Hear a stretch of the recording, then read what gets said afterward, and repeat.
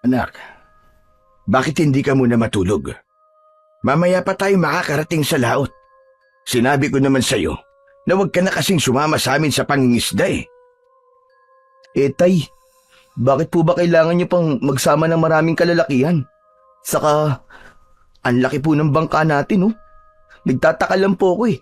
Pwede naman pong tayo lang ang mangisda eh. Hindi naman po natin kailangan na magsama ng marami. Para naman pong sasabak tayo sa gera nito eh. Aba, hindi pwede yun anak. Hindi ko kakayanin manghuli ng mga isda kung dalawa lamang tayo, Koko. Kailangan natin ng 6 na tao sa pangingisda. Pero tay, bakit kailangan pa po natin gumamit ng dinamita? Paano po kung mahuli po tayo ng mga Coast Guard? Di huli po tayo. Makukulong tayo nun. Isa pa, hindi ko po maintindihan kung para saan po ang mga binibili niyong maraming uling. Samantalang nagpapatakbo sa balangay natin ay layag at sagwan lang. Hindi ko po kasi naiintindihan eh. Ano ka ba naman, Koko? Huwag mo nang pinakikialaman ang diskarte ko. Kaya nga tayo lumalayo sa isla para hindi nila marinig ang ingay ng mga dinamita. Anong gusto mo? Pabayaan ko na lang na mamatay kayo sa gutom, ganun ba? Sa ito lang ang alam kong kaya kong ibuhay sa inyong mag-ina eh. Bakit po kasi ayaw niyo pa akong payagang magtrabaho sa Maynila eh? Sus! Pinaligoy-ligoy mo pa ang usapan. Doon din naman pala papatak ang pag-uusap natin. Akala ko ba nagkakaintindihan na tayo, Koko? Hindi ba't sinabi kong ipagpapatuloy mo ang pag-aaral mo? Nang hindi ka matulad sa akin, na pangingisda lang ang ibinubuhay sa pamilya. Tay, ayoko lang naman po kasi na tayo po ang maging dahilan ng pagkasira ng karagatan. Hindi po kasi maganda ang pakiramdam ko sa dagat. Para po bang mayroong panganib na naghihintay sa atin? Tumigil ka na nga. Mamalasin tayo niyan eh. Napaka-negative mo. Sige na, sige na. Ang mabuti pa ay matulog ka na. Gigisingin na lang kita mamaya kapag nasa laot na tayo. Saka pwede ba? Tanggalin mo na yung nervyos mo sa dibdib ba? Pati ako nahahawa sa iyo eh. Kailangan ko pang ihanda ang balangay. Ang balangay ay isang sinaunang bangka ng Pilipinas. Nakilala bilang isa sa mga pinakamatandang uri ng sasakyang pandagat sa ating bansa. Gawa ito sa kahoy, karaniwang mula sa malaking punong kahoy, gaya ng lawaan o ipil. Pinagdudugtong gamit ang dowels. Ang dowels ay mga maliliit na patpat o silindrong kahoy, plastik o metal na ginagamit bilang pagdugtong o pampalakas sa paggawa ng muebles, kahoy na struktura o iba pang mga bagay. Kasama ang suporta ng tali. Hindi ginagamitan ng pako, kaya mas matibay sa tubig alat. Mahaba at malapad, maaaring umabot ng 15 hanggang 25 metro ang haba at makakasakay ang 40 tao o higit pa. Minana pa yun ng kanyang ama sa lolo nito noong 1970. Pinaandar ito sa pamamagitan ng sagwan at layag. Gawa sa hinabing tela o dahong karaniwang abaka o buri. Kapag hinipa ng hangin, ito ang nagtutulak sa balangay upang gumalaw ng mas mabilis at mas malayo nang hindi masyadong gumagamit ng sagwan. Depende yun sa direksyon ng hangin o lakas ng agos.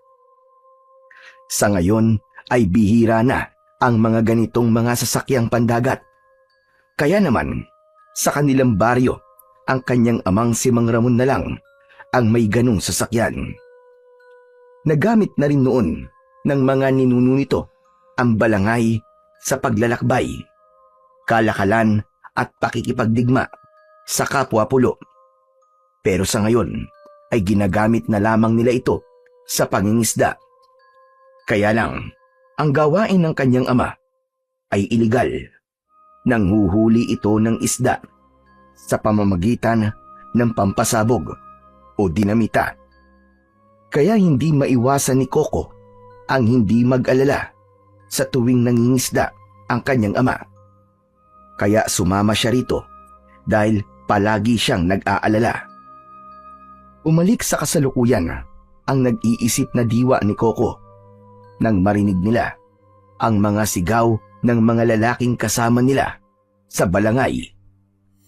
Tay, nagkakagulo po mga kasama natin! Aba, bakit kaya? Diyan ka lang anak ah. Hindi na hinintay pa ni Mang Ramon na sumagot ang kanyang anak na si Coco. Nagmamadali na itong sumilip sa tubig. Kaya naman, naisip ni Coco na tignan ng paligid, pati na rin ang laot. Nagtataka siya kung bakit kakaiba ang galaw ng tubig. Ganon din ang paghampas ng malalaking alon sa kanilang balangay. Lumamig bigla ang simoy ng hangin. Sumisipol na parabang isang banta na merong panganib na parating. Sa tulong ng maliwanag na sikat ng buwan, ay malinaw niyang naaaninaw ang nangyayari sa paligid. Mas lalong lumakas ang sigawan ng mga tao. Kulang na lang ay itaob ang kanilang sasakyang pandagat. Dahil sa hindi maintindiang sungit ng panahon, pinagmasdan ni Coco ang kanyang ama. Abala ito sa paghila ng malalaking lubid na ibinababa nila sa tubig. Yun ang pinakaangkla ng balangay upang mapigilan ang paggalaw ng sasakyan. Itiniklop ang mga layag at nag-aalalang napatanaw sa laot. Maya-maya pa ay bigla silang nakarinig ng kakaibang huni sa tubig. Tila natigilan ang 11 mga kalalakihan sa ibabaw ng balangay. Bigla rin ang pagtigil ng paghampas ng alon at nawala rin ang lakas ng hangin. Ngunit ang kakaibang huni ay nanatili. Dala ng pag-aalala ay lumapit si Coco kay Mang Ramon. Tay, ano po nangyayari? Hindi ko alam anak kung bakit biglang nagkaganyan ng panahon. Wala namang bagyo. Hindi rin ako sigurado kung bakit biglang nagbago ang ihip ng hangin. Lumakas ang alon at halos ilubog ang ating sasakyan ng malalaking ipo-ipong tubig. Sa tingin ko anak, nasa ibang direksyon tayo ng laot. Ngayon lang po nagkaganito ang dagat, Taya. Oo anak, tama ka. Ang alam ko, isa yung masamang pangitain o babala ng dagat para sa atin. Kung ganun po, Tay, kailangan na po natin bumalik sa bahay. Huwag na po tayong tumuloy, Tay. Kanina ko pa po talaga nararamdaman na parang kakaiba po ang paligid eh. Umalis na po tayo rito. Umuwi na po tayo. Hindi na natapos pa ni Coco ang kanyang mga sasabihin nang biglang sabay-sabay na namatay ang kanilang mga gasera. Nasira ang mga taklob nito at napuno ng pag-angil ang paligid. Isang kakaibang tinig ang kanilang narinig. Para bang nakakonekta sa kanilang puso. Ramdam na ramdam niya ang paggalaw ng kanilang balangay. Biglang sumigaw si Mang Ramon. Tila kampana yun sa kanyang pandinig dahil bakas ang takot sa boses ng kanyang ama. Mga kasama, ibaba mga sibat! Ihanda ang batong apoy! Bilisan nyo! Nariyan na sila! Tay, sino sila? Ano po sinasabi nyo? Mga isda anak, maraming isda. Mayaman na tayo kapag nakahuli tayo ng kahit isa lang. Hindi maitago ang kaligayahan sa muka ng kanyang ama. Samantalang ang iba naman nilang kasamaan ay bakas ang takot at pag-aalala.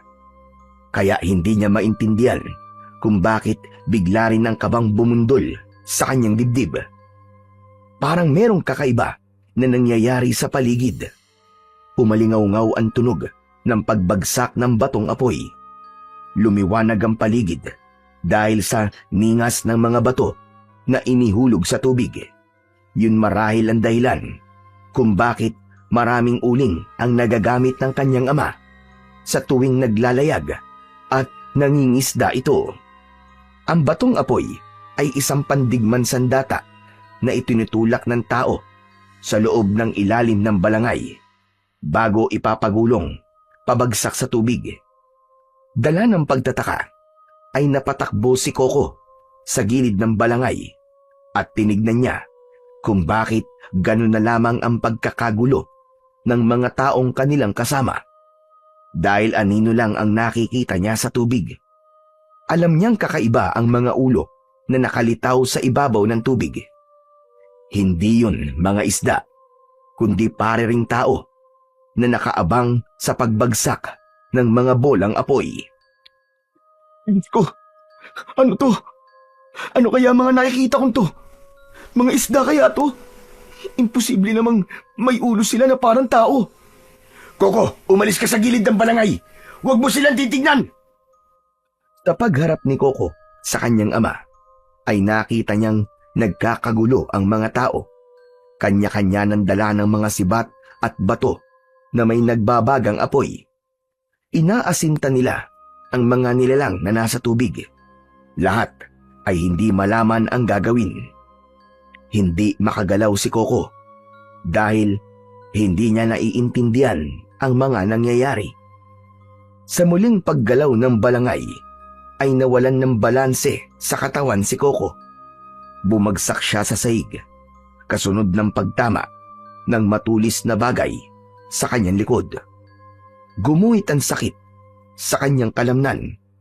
Naramdaman niya ang tila tinik na dahan-dahang bumabaon sa kanyang laman. Halos kapusin siya ng kanyang paghinga. Mabuti na lang at merong isang anino na biglang pumasok sa loob ng kanilang bangka. Inalaban nito ang nilalang na tumusok sa kanyang likod.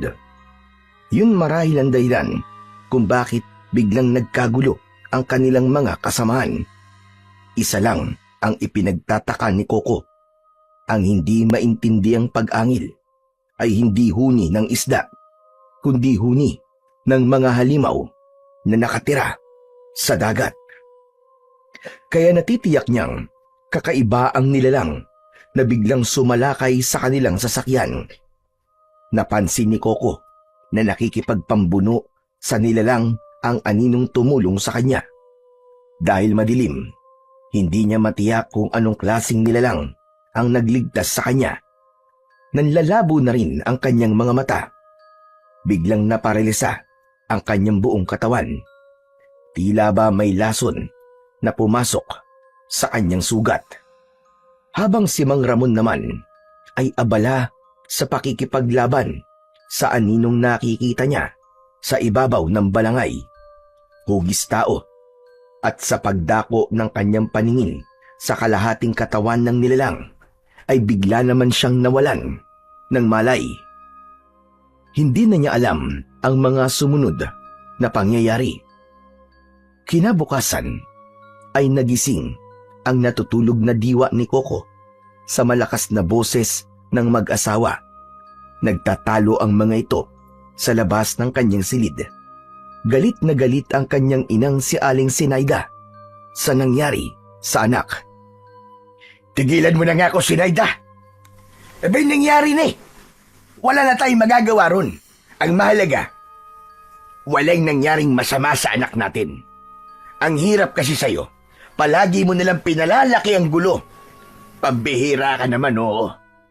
Ginawa ko naman ng lahat para maiuwi siya ng ligtas dito. Eh, ano pa bang nirereklamo mo? Ngunit mas nangibabaw ang malakas na boses ng kanyang inang si Aling Sinaida. Sinabi nito na itigil na ang pangingisda at maghanap na lamang ng ibang pagkakakitaan. Pero mas lalong nagalit si Mang Ramon. Nagdabog pa ito sa asawa. Kaya kahit masakit ang katawan ni Coco, ay bumangon pa rin siya at bumaba ng kanyang katre. Nakita niyang may benda ang kanyang dibdib. Makirot ang sugat niya sa likod.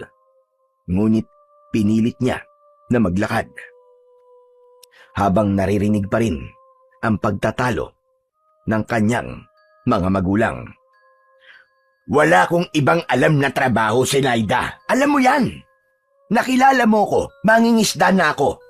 Kaya wag mo kong uutusan sa diskarte ko sa buhay. Ayoko lang na makaranas kayo ng gutom. Kahit 18 taong gulang na ang anak natin, ang gusto ko, galing pa rin sa mga pinaghirapan ko ang ipapakain ko sa inyo. Kaya kung maaari lang, Zenaida, ayoko na itong pag-usapan pa kahit kailan. Basta ang alam ko, nakaligtas kami ng anak mo. Tapos, magpasalamat na lamang tayo at wala talagang nangyaring masama sa amin. Pambihira ka. Kaya aga-aga, pinapainit mo ang ulo ko. Hindi na narinig pa ni Coco na sumagot ang kanyang ina. Napuno ng katahimikan ang paligid. Habang ang maririnig na lamang ay ang langit-ngit ng ingay ng saig sa ilalim ng kanyang talampakan. Dahan-dahan ang kanyang pagakbang papalapit sa nakasarado niyang pintuan. Hinawakan niya ang seradura at dahan-dahang hinila ang pinto.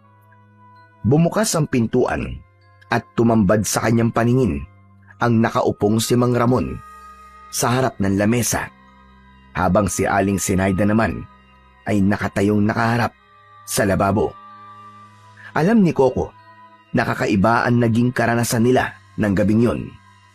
Kaya naiintindihan niya kung bakit gano'n na lamang ang galit ng kanyang ina sa kanyang ama. Masyado siguro itong nag-aalala dahil nasugatan siya sa kanyang likod. Tay, ano pong nangyari? Magkasabay ang mag-asawa sa paglingon sa kanyang gawi. Napatayo si Mang Ramon at halata ang pag-aalala sa mukha nito. Agad itong lumapit sa kanya at hinawakan siya sa braso. Anak, kumusta na ang pakiramdam mo? Maayos naman na po ang pakiramdam ko. Bakit po ba kayo nagtatalo ni nanay, tay? Wala naman pong nangyaring masama sa akin eh. Ano po bang nangyari kagabi? Wala. Wala namang masamang nangyari, anak. Bigla ka lamang nawalan ng malay kagabi nang rumagasa ang maraming malaking isda. At tinamaan kanila ng buntot sa likod. Mabuti na lang at hindi naman malalim ang sugat mo. Tay, alam ko na po. Kakaiba ang mga nilalang na nakita ko kagabi. Tay, hindi po sila mga isda. Sigurado po ako ron. Ano bang nilalang ang pinagsasasabi mo, anak? Mga isda lang yun. Saka, hindi ko inaasahan na bigla kang tatamaan ng matulis na buntot ng isda sa likod mo. Nang mawalan ka ng malay, agad din naman silang nawala at naitaboy namin. Kaya huwag kang mag-isip ng ibang nilalang ang nakita mo. Madilim ang paligid, anak. Kaya akala mo, mga kakaiba sila. Pero tay, sigurado po ako sa nakita ko. Kung hindi nga po ako iniligtas ng nilalang na biglang lumitaw sa likuran ko, baka napahamak na po ako. At nakita ko rin po kayo na nakikipaglaban sa nilalang na sinasabi ko. Saka bakit kailangan niyo pong gumamit ng apoy na bato kung mga isda lamang po ang sumalakay sa atin kagabi? Sige nga po, tay. Anak, masyadong madilim ang paligid natin kagabi. Nagkakamali ka lang sa nakita mo. Baka epekto lang yun ng laso ng palikpik ng isda. Ang mahalaga naman, walang nangyari sa'yo. Talagang nawalan ka lang ng malay kagabi. Yun ang totoo. Hindi na ipinagpilitan pa ni Coco sa kanyang ama kung ano ang talagang mga nakita niya. Pero sa isip niya, alam niya na merong kakaiba sa laot. Kaya hindi na lamang niya kinulit si Mang Ramon habang ang kanyang ina ay ipinagpatuloy ang paghuhugas ng plato sa lababo. Hindi siya nito tinitignan at isa yun sa dahilan kung bakit naiisip niyang merong hindi sinasabi sa kanya ang kanyang ama. Yun ang kanyang palatandaan kapag may itinatago ang mga ito sa kanya. Lalo na si Aling Zenaida na hindi kayang magsinungaling sa kanya. Tay, gano'n na po ba kayo katagal na nangingisda? Aba, bakit naman pati yan naitanong mo pa, Coco? Gusto ko lang po talagang malaman kung bakit ang paraan ng panghuhuli niyo ng isda ay ganun. Nag-aalala lamang po ako na baka nagagalit na po sa atin ang karagatan, kaya umaahon na sila sa dagat. Sus! Ayan ka na naman sa mga paganyan-ganyan mo eh. Hindi ba't sinabi ko naman sa'yo na huwag kang mag-iisip ng mga ganyan, anak? Kaya kung ano-ano na lamang ang nangyayari sa atin eh. Pasensya na po kayo, Tay. Hindi lang po talaga mawala sa isip ko ang mga nangyari sa atin kagabi. Kahit ano pa pong sabihin nyo, hindi ko po talaga magawang paniwalaan kung totoo ba yung sinasabi nyo. Kalimutan mo na ngayon. Ang mahalaga nakaligtas ka. Sige na, sige na. Magpahinga ka na muna. Saka na labang tayo mag-usap. Kailangan ko pang pumunta kay Kapitan para magbigay ng konting pampalubag loob para malakas ang kapit sa barangay. At isa pa, huwag ka na munang pupunta ng dagat ha, para mamingwit ng isda. Sumulyap si Mang Ramon sa gawi ng kanyang asawa nang mahalata nito na masama pa rin ang loob ni Aling Zenaida ay hindi na nito nilapitan ang kanyang ina. Zenaida, bahala ka na rito ha. Baka gabi na akong makauwi.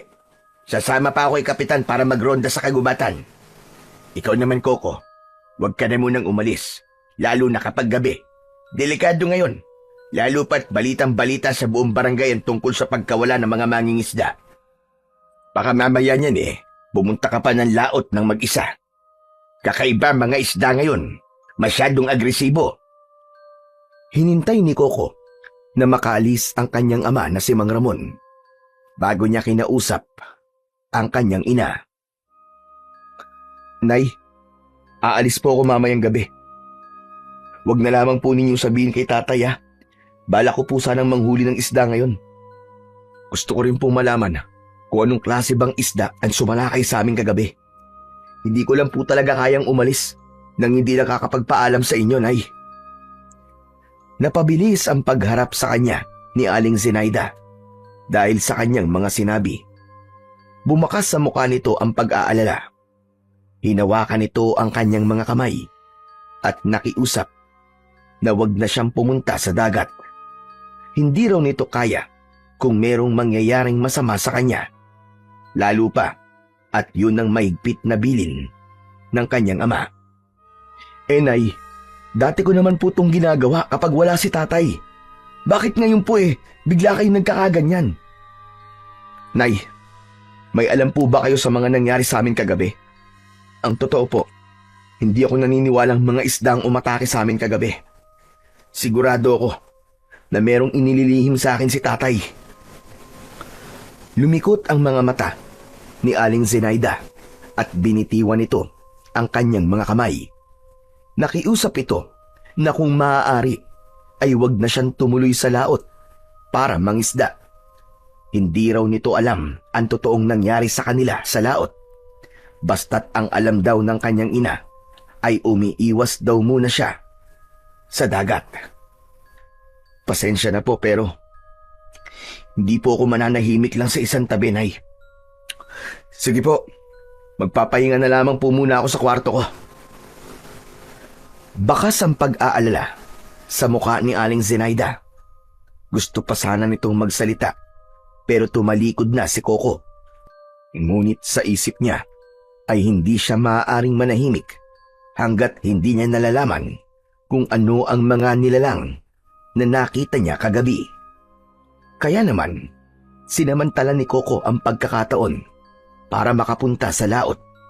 Sa bintana siya dumaan para isipin ng kanyang ina na nagpapahinga lamang siya sa kanyang silid. Kailangan kong umalis habang wala si tatay para makabalik kagad ako sa bahay. Teka, magdadala na lang ako ng kawil para kung sakaling mahuli ako ni tatay ay meron akong maidadailan kung bakit ako nagpunta sa dagat. Tama! Yun na lang ang gagawin ko. Maingat na bumaba ng bintana si Coco. Magaan din ang paghakbang niya papalayo sa kanilang bahay. Habang tinataak ang daan papunta sa dalampasigan, ay panay pa rin ang linga niya sa paligid. Kailangan niya munang dumaan sa maliit na kubo para kunin ang sagwan at ang kawil. Pagtapat niya sa pinto, ay sumulyap muna siya sa kanilang bahay bago tuluyang pumasok sa loob ng kubo. Sumalubong sa kanyang pang-amoy ang malansang singaw ng kubo. Ganon din ang malaking drum na merong butas-butas na bilog ang takip. Kulay asul yun na ngayon lamang niya nakita. Ngunit hindi niya yun pinansin. Ipinagpatuloy niya ang pagkuha sa kanyang mga gamit. Nang maihanda na niya ang mga gagamitin sa pangingisda, ay maingat niyang isinara ang pinto. Saka malalaki ang hakbang ng paa na pinuntahan niya ang pangpang ng dagat, kung saan ay naghihintay naman sa kanya ang maliit na bangkang demotor. Mabilis ang kanyang pagsakay sa bangka, sabay hila sa makina ng sasakyan. Umalingaw-ngaw ang tunog ng makina. Sa kanya mabilis na pinaandar. Bumundol ang kaba sa kanyang dibdib dahil ngayon lamang siya tumakas sa kanyang ina. Ngunit mas nanaig ang kagustuhan niyang malaman kung ano ang nakita niya ng gabing yun. Pagkalipas ng 1 oras na paglalayag, ay alam niyang nasa gitna na siya ng dagat. Kaya naman, sinubukan niyang ibaba ang kawil para manghuli ng isda habang naghihintay na makakita ng kahina-hinalang kilos sa karagatan. Nilagyan niya ng pain ang kanyang kawil, saka inihanda ang pamimingwit ng isda. Pagkalipas ng ilang minuto, biglang naramdaman ni Coco ang paggalaw ng kanyang kawil. Tila merong humila na isda sa kanyang hawak na kawayan. Ang kawil na gamit ni Coco ay gawa sa nylon o PC. Nakatali yun sa bilog na kawayan na kasinlaki lamang ng daliri ng kamay. Kaya naman, mabilis niyang itinaas ang kanyang kawayan. Pag-angat niya, ay nagulat siya sa kakaibang isda na pumatak sa kanyang bangka. Pakawag-kawag ang matingkad na kulay asul na isda, hanggang sa biglang huminto ito sa paggalaw. Diyos ko! Anong klaseng isda to? Ngayon lang ako nakakita ng ganitong klaseng isda. Teka, hindi naman to tambakol. Hindi rin naman lapu-lapu. At lalong hindi rin naman bangus. Anong uring isda to? Nanlalaki ang kanyang mga mata na nakatingin sa makintab na kulay asul na isda na pumasok sa kanyang bangka. Dahan-dahan niyang hinawakan ng isda at hindi na yon gumagalaw.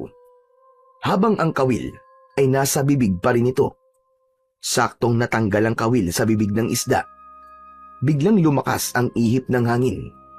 Lumakas din ang alon ng dagat na halos itaob na ang kanyang sinasakyang bangka. Ganon din ang naramdaman niya kagabi nang sinalakay sila ng mga nilalang. Bumundol ang kaba sa kanyang dibdib, kasabay ng pagdagundong ng ingay ng kulog at kidlat sa kalangitan, kasunod ng pagpatak ng ulan sa kanyang bangka.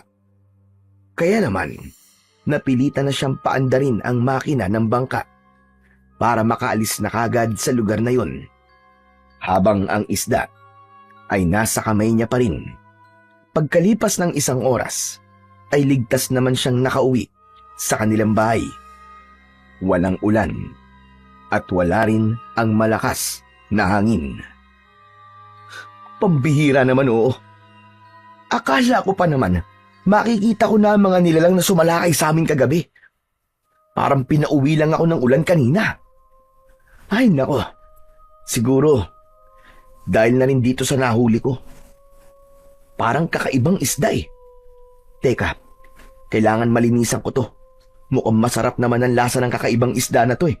Sayang, at namatay lang. Hindi mo na umuwi sa kanilang bahay si Coco. Diretso siya sa maliit na bahay na ginawa nilang tambakan ng mga gamit nila sa pangingisda. Balak niyang linisin muna ang isda bago umuwi. Pagpasok niya sa maliit na kubo, ay agad niyang nilapitan ang maliit na lababo. Dati nilang bahay ang kubo na yon, bago sila lumipat sa malaking bahay. Habang inihahanda niya ang isda, ay meron siyang kakaibang nararamdaman sa loob ng kubo. Pakiramdam ni Coco ay merong nakatingin sa kanya. Kaya naman, panay ang linga niya sa kanyang paligid. Ngunit wala naman siyang napapansin na ibang taong naroroon, maliban sa nag-iisang drum na nakatayo sa gitna. Baka guni-guni ko lang yun. Ang mabuti pa, simulan ko na lang ang paglilinis ng isda. Kesa naman, masayang to at itapon lang. Muling sinilyapan ni Coco ang hawak niyang isda at sinimulang hiwain ang tiyan nito. Sa kanya inilabas ang mga bituka ng kulay asul na isda. Ngunit bigla siyang nagulat dahil ang matingkad na kulay asul na isda ay naging kulay itim. Nawalan ng buhay ang kulay nito. Hindi siya makagalaw at hindi niya maipagpatuloy ang kanyang ginagawa. Gumapang ang takot sa kanyang katawan at bigla siyang nag-alala sa itsura ng kakaibang isda na nahuli niya. Naknang, ano to? Paano nangyari yun? Diyos ko, paano nagkaganito? Nawala ng kulay ang isda. Ano ba talagang klaseng isda to? Huwag ko na lang kayang kainin to. Baka mamaya may lason pato't mamatay ako. Akma na sanang itatapon ni Coco ang isda nang maramdaman niya sa kanyang mga kamay ang matigas na bagay sa loob ng bituka ng isda. Dali-dali niyang binuklat ang bituka at nalantad sa kanyang paningin ang kakaibang kulay berdeng bato. Sa isip niya ay isang uri yun ng diamante na kung tawagin ay emerald. Matagal niya ng pangarap na makakita ng ganong klaseng bato dahil maaari na silang makaalis sa lugar na yon at matitigil na ang kanyang ama sa iligal nitong pangingisda. Pero hindi rin niya lubos maisip kung paanong nagkaroon ng emerald sa bituka ng kulay asul na isda. Dala ng matinding pagkasabik ni Coco na malaman kung totoong emerald yon ay pinagmasdan niyang mabuti ang bato sa ere. Sinipat niya to sa liwanag at kumislap sa kamay niya. Ano kaya kung gawin ko na lang tong kwintas? Pero hindi pwede. Kailangan namin ng pera ngayon para makaalis na kami sa lugar na to.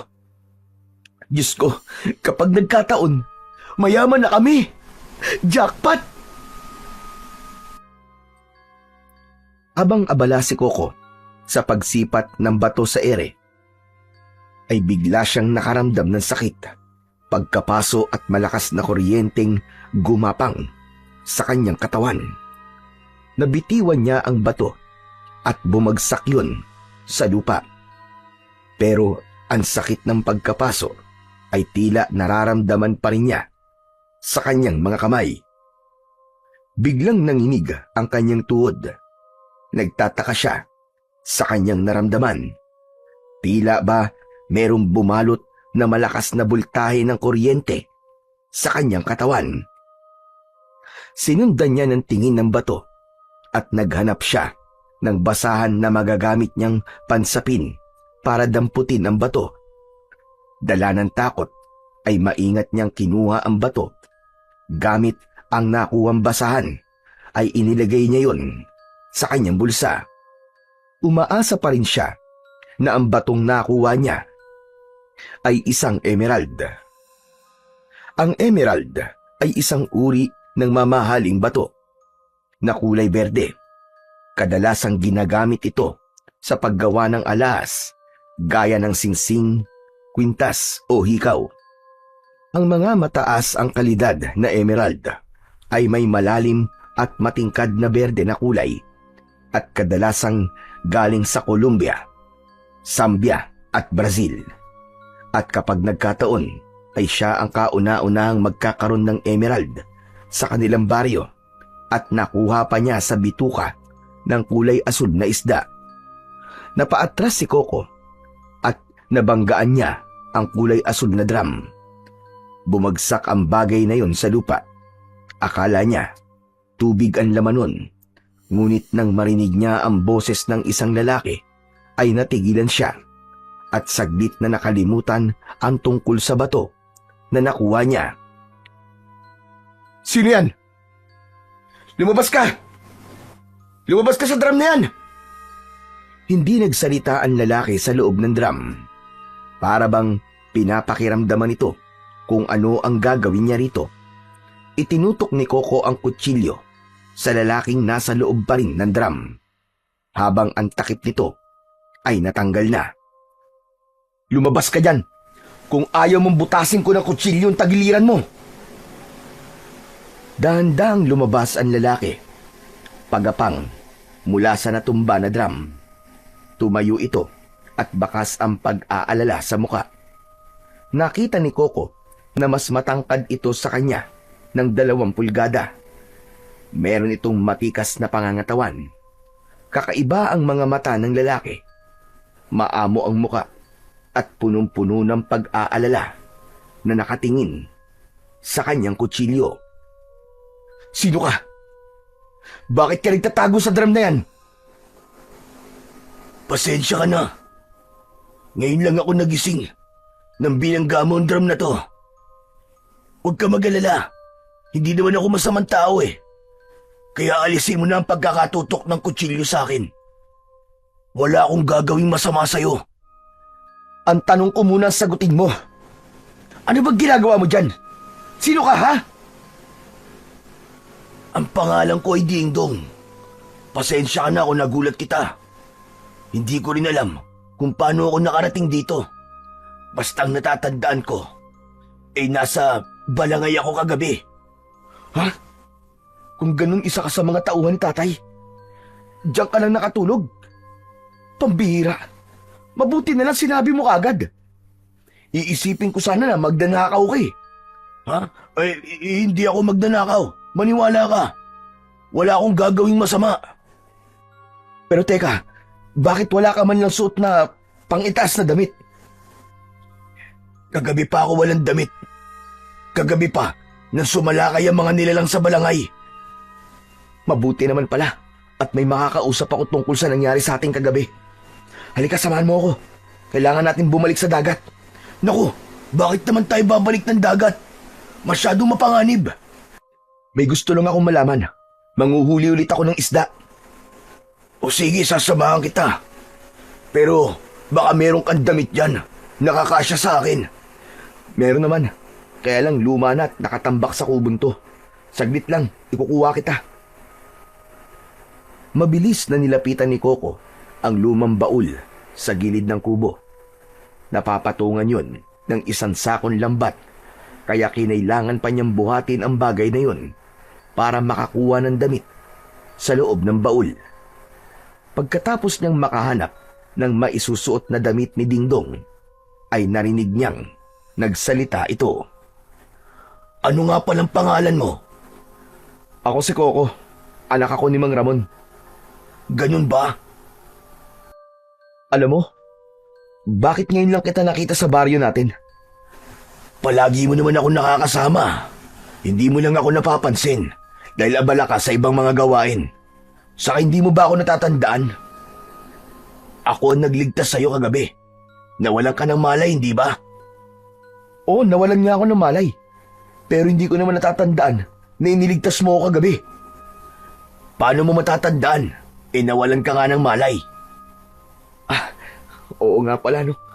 O sige na, isuot mo na tong mga damit na to. Baka may makakita pa sa'yo at pagtawanan ka pa. Tamang-tama ang pagkikita natin na to. At meron na akong makakasamang pumunta sa laot.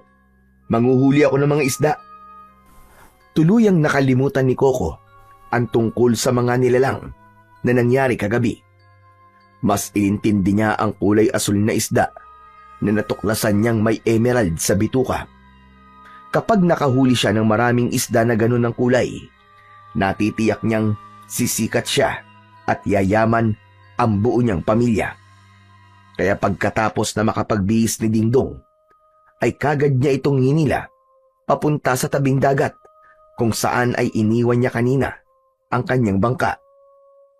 Payapa na ang dagat at hindi na rin malalaki ang alon. Kaya nang makalapit silang dalawa sa kinaroroonan ng bangka, ay mabilis din na hinila ni Coco ang tali ng makina ng bangka. Sabay paandar, papunta sa laot.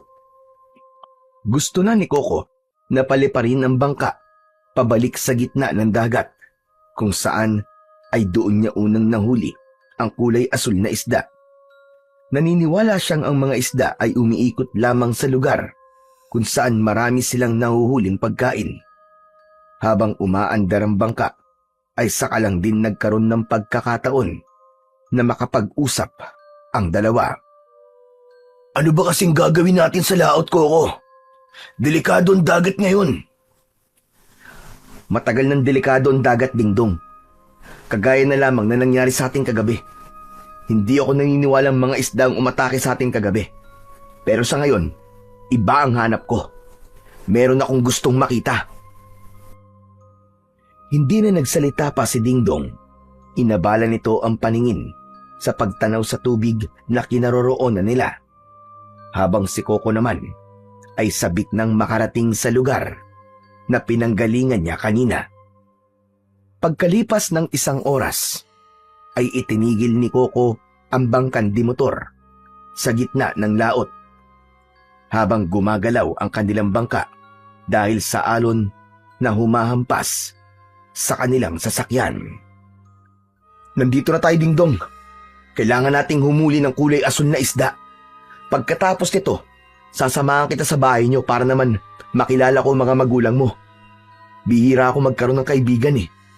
Magaan ang loob ko sa'yo, kaya alam kong mabuti kang tao. Pero wala namang kulay asul na isda sa dagat na to ah. Wala nang pero-pero, Dingdong. Merong kulay asul na isda sa dagat na to. Sa kasimula ngayon, magkaibigan na tayo ha.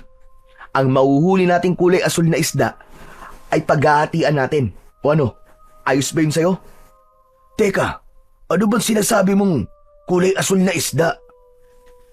Basta malalaman mo kapag nakahuli tayo. Mas marami, mas maganda. Tumayo si Dingdong at lumapit kay Coco. Kinuha nito ang natitirang kawil at ginaya ang ginawa ni Coco. Saka tahimik na naupo sa kanyang tabi. Habang ang paningin ay nakatingin sa tubig. Ngunit lumipas na ang 5 minuto ay walang isda na sumibad sa kanilang mga kawil.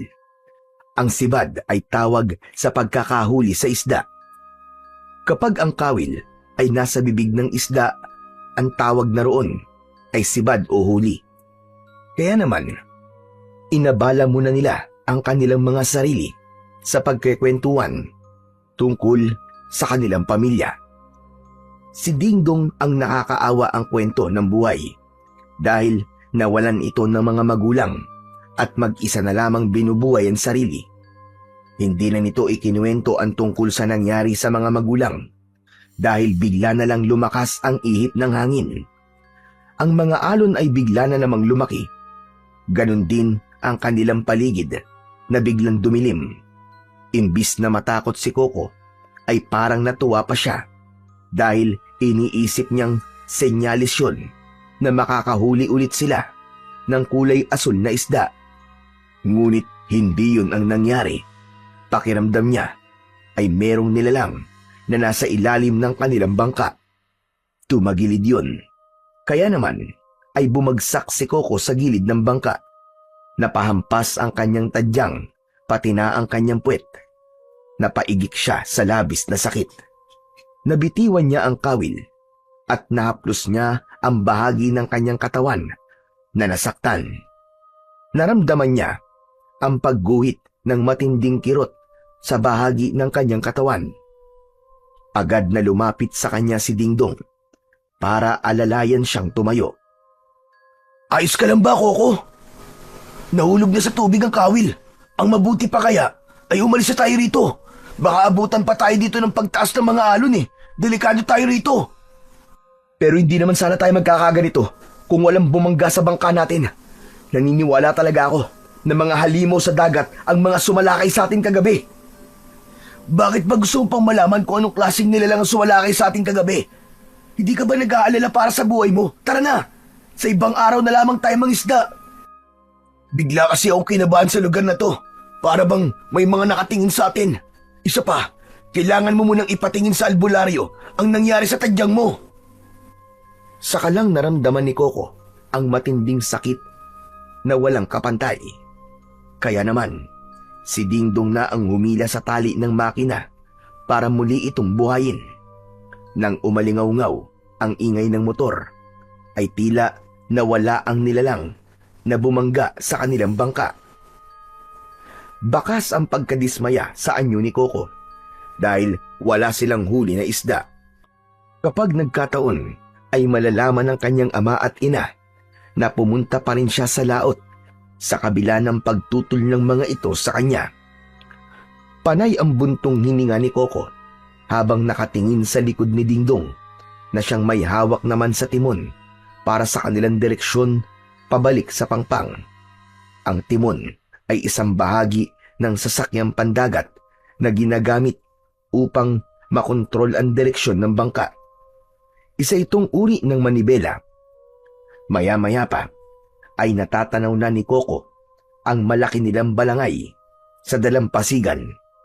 Merong iilang kalalakian na nag-aayos sa mga nasirang parte ng sasakyan. Pagkalipas ng ilang sandali, ay narating na nila ang dalampasigan. Agad siyang inilalayang makababa ni Dingdong habang hindi naman sila napapansin ng mga kalalakihang nag-aayos sa balangay. Walang makapagsusumbong sa kanya sa kanyang ama na si Mang Ramon. Coco, may alam ka bang albularyong makakagamot sa bali mong tadyang? Hindi naman to nabali eh. Nabugbog lang siguro to. Grabe namang kamalasan na nangyari sa akin. Kung alam ko lang na magkakaganito ako, hindi na ako bumalik sa laot. Aray, ang sakit. Ikaw naman kasi tong gustong bumalik dun eh. Di ko nga alam kung bakit kailangan mo manghuli ng kulay asul na isda. Sa tagal ko nang nakatira sa lugar na to, wala pa naman ako nakikitang ganong klaseng isda. Oo na. Wala na akong wala. Nakakainis lang. Wala na nga nahuli. Nabalian pa yata ako ng tadyang, aray ko. Aray! Tara na. Ikaw na magturo ng direksyon ng daan papunta sa bahay ng albularyong gagamot sa'yo. Naalala ni Coco ang 60 taong gulang na albularyong si Lolo Toyo. Magaling ang matanda pagdating sa mga pilay. Konting haplos lang ng kamay nito ay agad na nawawala ang masakit sa katawan ng nagiging pasyente nito. Kaya alam niya na matutulungan siya ng matandang albularyo. Kaya lang naman Lolo Toyo ang tawag sa matanda ay dahil sa madalas nitong pagkikwento ng mga kababalagan na nangyayari nung sinaunang panahon at kabataan nito. Pati nga kwento ng ninuno nito ay alam pa ng matanda. Kaya sa panahon talaga nila ngayon ay iisipin ng iba na malaki na ang sira ng ulo ng matanda. Kaya nga may toyo. Pero sa kabila naman ng lahat, ay marami pa rin ang naniniwala sa kakayahan at abilidad ng matanda sa panggagamot. Habang tinatahak nila ang daan papunta sa bahay ni Lolo Toyo, ay abala rin ang isip ni Coco tungkol sa kulay asul na isda. Gusto niya nang makahanap ng maraming asul na isda. Hindi siya makukontento sa isa lang dahil balak niyang humuli ng mas marami. Para kapag marami na siyang pera, ay tutulungan niya ang kanyang mga kababaryo na maghanap na lang ng ibang pagkakakitaan para hindi na kailangang gumamit pa ng mga dinamita para manghuli ng isda at hindi masira ang likas na yaman ng dagat. Kaya naman, hindi niya namalayan na nakarating sila sa bahay ni Lolo Toyo. Kagaya ng inaasahan, maraming tao sa labas ng bahay nito. Nakapila ang mga ito para magpagamot sa matanda. Lahat ay napilayan sa iba't ibang klasing mga dahilan. Ang mga nanggagaling naman sa loob ng bahay ni Lolo Toyo ay masaya ang muka dahil napagaling sila ng matanda. Bukod pa roon, ay nakita niyang merong mga tapal na dahon ang mga ito sa bahagi ng katawan na merong pilay. Maya-maya pa ay biglang nagsalita si Dingdong. Ikaw na lang ang pumasok sa loob ng bahay ng albularyo. Maraming pasyente. Makakasikip lang ako. Hihintayin na lang kita rito. Sigurado ka ba? Pwede ka naman umuwi na muna. Paano ka naman makakapaglakad ng maayos kung wala kang alalay? Isa pa, sabi mo kanina magkaibigan na tayo, di ba? Kaya magmula ngayon, wala nang iwanan. Sanggan dikit na tayo. Sabay angat ni Dingdong ng kamao na para bang nakikipag-apir kay Coco sa pamamagitan ng pagsuntok nila sa kamao ng isa't isa.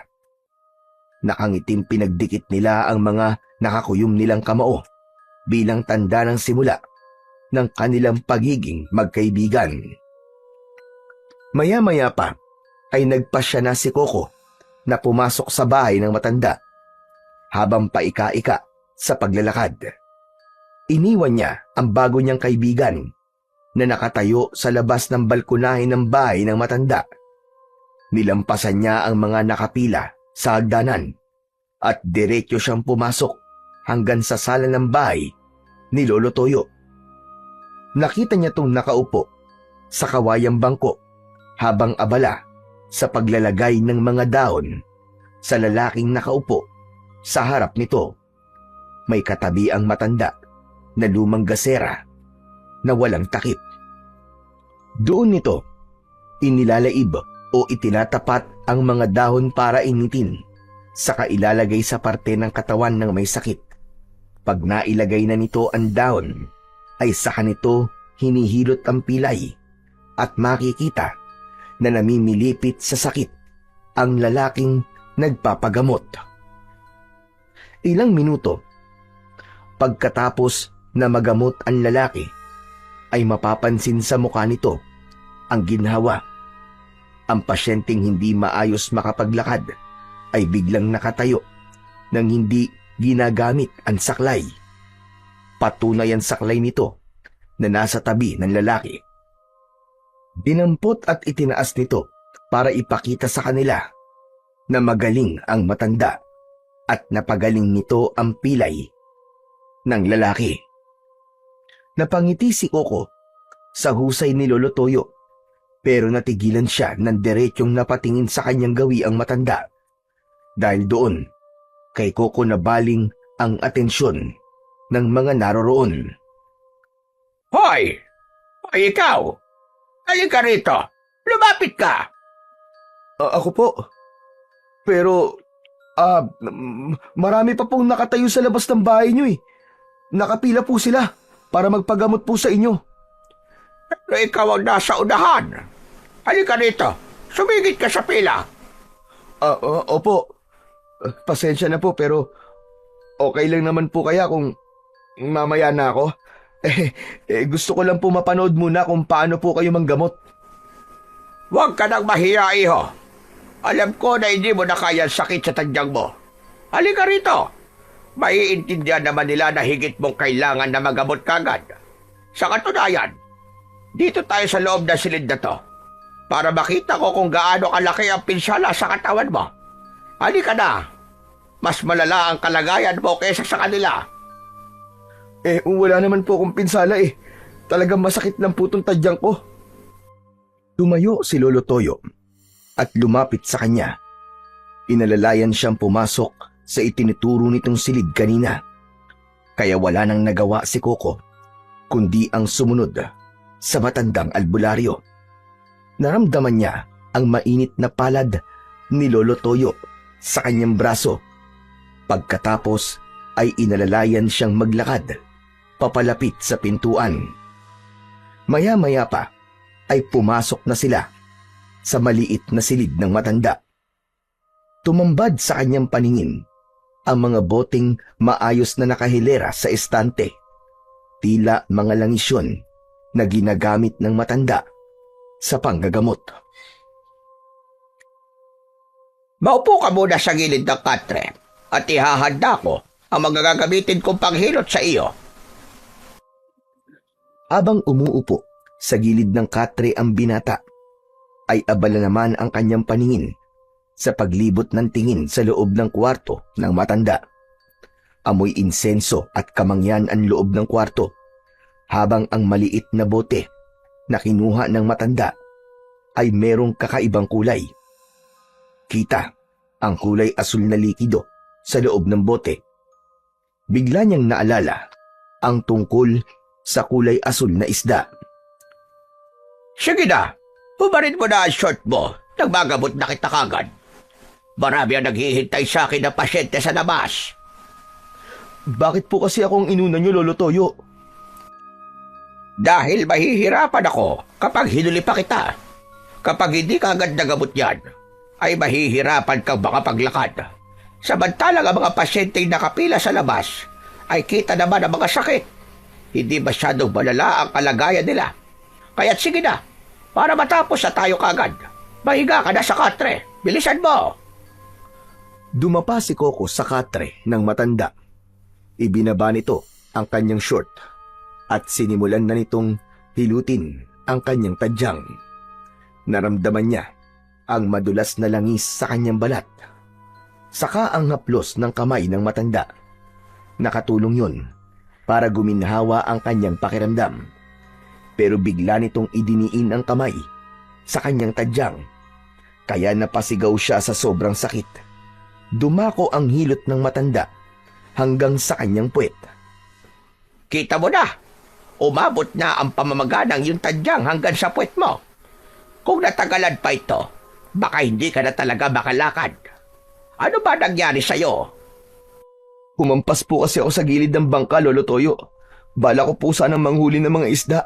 Hindi ko naman po alam na mayroong babangga sa bangka namin kanina. Pambihira naman ang kabalasan mo, iho. Hindi mo ba alam na maraming natatakot ngayon na pumunta sa dagat? Mabuti na lang at yan lang ang nangyari sa iyo. Bakit po, Lolo Toyo? Kagabi lang po. Galing po kami ni Tatay sa laot. Kaya ka nga nawalan ng malay, hindi ba? Kalat na kalat dito sa baryo ang mga nangyari sa inyo kagabi. Kaya nalaman ni Kapitan na meron pa ring mangingisda na matitigas ang ulo. Kung maaari, ikaw na magsabi sa tatay mo. Huwag muna kayong mangingisda sa dagat. Nagagalit na siguro ang mga nilalang na nakatira sa ilalim ng karagatan dahil sa walang habas na paggamit ng dinamita ng mga mangingisda. Kung ganun po ba, posibleng ang mga nilalang na umatake sa amin sa balangay ay hindi isda, kundi mga nilalang na napipinsala ng dinamita? Hindi pa naman ako sigurado sa mga sinabi ko. Kaya lang, kanina lang kaalis lamang ng mga tauhan ni Ramon. Lahat sila ay nagtabo ng kakaibang sugat na hindi naman kagat ng isang isda. Para bang nanggaling sa mapanganib na nilalang na matagal nang naninirahan sa dagat. Ano ho? Nilalang na matagal nang nakatira sa dagat? Kung ganun, tama ako sa mga hinala ko. Ang mga aswang na magindara, sila ang mga nilalang na nakatira sa dagat. Akala mo ba sa lupa lang may aswang? Hindi. Sa dagat, merong mga nilalang nakatumbas ng aswang sa lupa. Pero dahil kakaiba sila, inihahalin tulad sila sa mga halimaw dahil sa kakaiba nilang itsura at kakayahan. Napangiti si Coco dahil likas talaga sa matanda ang magkwento ng mga kababalaghan at kakaiba. Ngunit hindi yun nakaligtas sa paningin ni Lolo Toyo. Hindi ka ba naniniwala sa mga sinasabi ko? Ang tatay mo, alam niya ang tungkol sa mga magindara. Pangarap niya na makahuli ng ganong nilalang dahil maaari siyang yumaman kung sakaling mapatunayan na merong ganong halimaw sa dagat. Pero nakataya ang kanilang buhay. Hindi ba't napansin mo naman ang sandatang madalas nilang ginagamit? Kung bakit kailangan nilang gumamit ng uling para lang sunugin ang mga bilog na bato. Yun ang kontra sa mga aswang na magindara. Lolo Toyo, tapos yun na po ba akong gamutin? O sige na, tapos ka na. Teka, ako na magbabalik ng short mo para hindi ka mahirapan. Huwag ka munang magbubuhat ng mga mabibigat na bagay, ha? nang hindi bumalik at sakit sa tadyag mo. Huwag kang mag-alala. Hindi naman kita pipiliting maniwala sa akin. Ang mahalaga ay meron ka ng ideya sa nilalang na sumalakay sa inyo kagabi. Si Lolo Toyo ang umayos sa kanyang short dahil meron pa rin naman siyang nararamdaman na sakit. Pagtaas ng matanda sa kanyang salawal ay naramdaman niya na natigilan si Lolo Toyo. Meron itong nahawakan sa loob ng kanyang salawal. Saka lang din naalala ni Coco ang emerald na nasa bulsa niya na nakuha niya sa loob ng bituka ng kulay asul na isda. Teka, ano ba itong nakakapako sa bulsa mo? Iyan po ba? Nakuha ko po yan sa loob po ng bituka ng isdang nahuli ko kanina. Tingin ko nga po isa po yung emerald Patingin nga ako. Si Lolo Toyo mismo ang kumuha ng bato sa loob ng kanyang bulsa. Saka nakakunot ang noo na sinipat ang bato sa ere. Namutla ang matanda at bumakas ang takot sa anyo nito. Paano mo itong nahanap? Kung hindi ako nagkakamali, mutya ito ng mahiwagang asul na isda. Tuluyang napatawid ng tayo si Coco nang makitang seryoso ang muka ng matanda. Hindi ito isang emerald na maaari mong ibenta, Coco.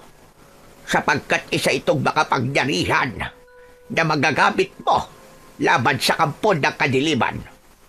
Isang mutya? Laban sa kampo ng kadiliman? Seryoso po ba talaga kayo sa sinasabi nyo?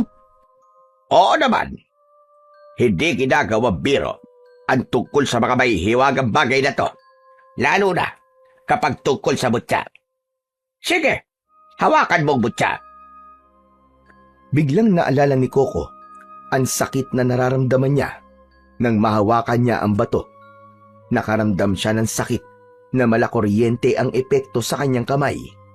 Kaya sunod-sunod ang pag-iling niya at pagtanggi na hindi hawakan ng bato. Lolo Toyo, kayo na po magbalik ng bato sa bulsa ko. Nang mahawakan ko po kasi ang batong yan, ay naramdaman ko po ang sakit, parang napaso po ako sa apoy. Iyon ang patunay na isang ambutya na mahiwagang asul na isda ang nakuha mo. At naniniwala ko kaya mo na itong hawakan ngayon. Dahil nung una mo palang na mahawakan ang mutya na yan, ay lumipat na sa iyo ang kapangyarihan yan. Ito na lamang ang sagisag ng magbibigay ng bisa sa iyong kapangyarihan. Kaya mahahawakan mo na ang mutya, walang duda. Sige, subukan mo. Iniabot sa kanya ni Lolo Toyo ang mutya. Kaya nanginginig ang kanyang kamay na kinuha niya ang bato sa kamay ng matanda. Totoo ang sinabi nito. Hindi na siya nakakaramdam ng kakaibang reaksyon mula sa mutya. Kaya nakumbinsi ang kanyang sarili na totoo ang sinasabi ni Lolo Toyo. Alam kong hindi magiging madali na paniwalaan ang mga sinasabi ko. Pero yun ang totoo. Kung hindi ako nagkakamali, ikaw ang pinili na mahiwagang kulay asul na isda. Kaakibat nito ang isang misyon na pipigil sa mga aswang sa dagat. Mararamdaman din nila na wala na ang mutya sa kanilang balwarte o teritoryo. Ang isda mismo ang lumapit sa iyo. Pero namatay po siya at kasalanan ko po yun. Iyon ang sakripisyo ng isdang nagtataglay ng mutya, kapalit ng pangangalaga nila sa likas na yaman ng tubig. Ang paglitaw ng mutya ng mahiwagang kulay asul na isda ay senyales ng nalalapit na pagkalat ng salot, sakuna at panganib na magdudulot ng kaguluhan sa mga tao. Paano niyo pong nasabi ang tungkol sa salot, Lolo Toyo? Iyon ang paraan nila ng pag-aasik ng lagim sa mga tao na sumisira sa kanilang tirahan. Marami ang madadamay. Marami ang mamamatay kapag nagpakita ang reyna ng mga aswang na magindara. Ang pagpapakita ng kulay asul na isda ay palatandaan ng masamang pangitain ng muling pagdanak ng dugo sa baryo ng San Sinukob. Biglang bumundol ang kaba sa dibdib ni Coco sa sinabi ng matandang albularyo. Hindi niya maiwasan ang hindi mag-alala sa kanyang mga narinig mula sa matanda. Umalis ang matanda sa kanyang harapan at lumapit ito sa lumang aparador. Binuksan nito ang pinto ng aparador at kinuha ni Lolo Toyo ang kakaibang lumang papel na may nakataling itim na lubid. Nagtatakang napatingin si Coco sa hawak ng matanda at iniabot yon sa kanya. Dahan-dahan siyang naupo sa gilid ng katre habang hawak ang papel. Teka, ano po ang bagay na to, Lolo Toyo? Isang bakas ng nakaraan at sandatang magagamit mo laban sa mga kampo ng kadiliman. Sige, tanggalin mo ang tali. Yan ang magpapatunay ng nakaraan na hindi ko makakalimutan. Maingat at tigil ang hinga na binuksan niya ang lumang papel na ibinigay sa kanya ni Lolo Toyo. Tumambad sa kanyang paningin ang isang punyal na merong isdang nakaukit sa puluhan. Lumang-luma na yon at halatang matagal nang nakatago. Pagka-ari yan ng lolo ko, isang punyal na meron taglay na kapangyarihan na mabibigyan ng bisa ng mutya. Ang ibig ko sabihin, magkakaroon lamang ito ng epekto kapag ang gagamit nito ay ang taong may taglay na kapangyarihan ng mutya ng mahiwagang kulay asul na isda. Kasama ng kutsilyo ang papel na merong nakatalang salita tungkol sa mutya. Hinawakan ni Coco ang punyal at hindi siya makapaniwalang mabigat yun na kasintimbang ng kalibre 45 na baril. Hindi niya inaasahan na biglang nagliwanag ang puluhan at tila nakita niya ang itsura ng kulay asul na isda sa hawakan nito. Ikaw lang at ang aswang ang makakakita sa liwanag ng punyal. Dati ko nang nasaksihan ang bangis ng sandatang yan laban sa mga aswang na magintara. Alam ko ang kwento kung paanong lumaban ang mga halimaw at natalo sila ng kapangyarihan ng punyal na may bisa ng mutya ng asul na isda. Teka, sandali lang po, Lolo Toyo. Kanina pa po kasi natin pinag-uusapan ng tungkol sa aswang na magindara. Ano po bang klaseng nilalang sila? At ano po ang kanilang mga itsura? Ang magindara ay isang mitolohikal na nilalang mula sa alamat ng mga Bicolano.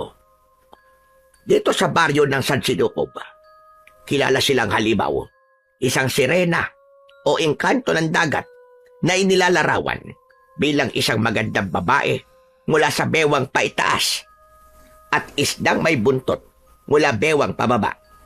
Karaniwan, inilalarawan silang may mahabang buhok na ginagamit para makahuli o mambitag ng mga mandaragat o mangingisda. Matagal nang merong nawawalang mga mangingisda dito sa ating baryo. Ngunit walang naniniwala na ang dahilan ay ang mga aswang na magindara. Tanging si Ramon lang ang naniniwala sa akin. Sa kanya ka magtanong at patutunayan niyang totoo ang mga sinasabi ko. Kung alam po ni tatay, susubukan ko po siyang tanungin. Pero hindi po ba't merong kakayaan ng mga aswang na magindara? Oo, meron silang kakayahang umaawit ng nakakabighaning tinig upang akitin ang mga tao, katulad ng mga sirena sa iba't ibang alamat. Ngunit sa iba pang bersyon, si Magindara ay mapanganib. Dahil ang kanyang awit ay hindi lamang nakakaakit, kundi maaaring magdulot ng kapahamakan sa mga taong hindi nakakaiwas. Pag nagtataglay ng ganong kapangyarihan, ay ang kanilang reyna na si Aleda. Walang iisang eksaktong itsura, pero kadalasan siyang inilalarawan na sirena na napakaganda, ngunit may aura ng panganib. Siya ang matindi mong magiging kalaban, maniwala ka. Kung maganda po siyang babae, mahihirapan nga po akong saktan siya. Walang puwang ang pagpapadala mo sa emosyon ng paghanga sa isang nilalang na kayang pumatay sa iyo. Kaya dapat handa ka sa paghaharap niyong dalawa. Nararamdaman ko ang nalalapit nilang pagbabalik dahil ginambala ng tatay mo ang kanilang tirahan para sa kanilang pansariling kapakinabangan. Ano pong ibig niyo sabihin, Lolo Toyo?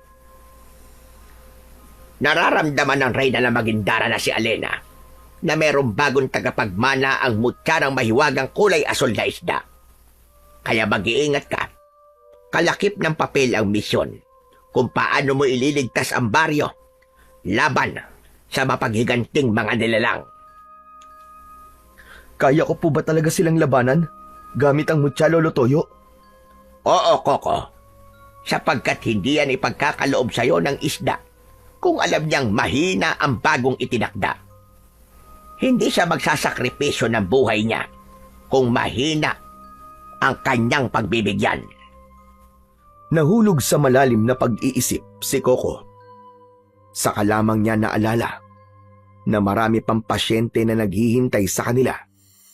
Kaya naman, matapos na makapagpaalam si Coco sa matanda, ay mabilis siyang lumabas ng silid.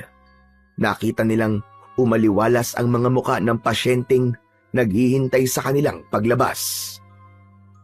Ang mga napag-usapan natin, walang ibang dapat na makaalam. Makakaasa po kayo, Lolo Toyo. Marami pong salamat sa pagtulong niyo sa akin. Dahil sa panggagamot sa kanya ni Lolo Toyo, kahit paano, ay nagawa niyang makapaglakad nang walang nararamdaman na matinding sakit.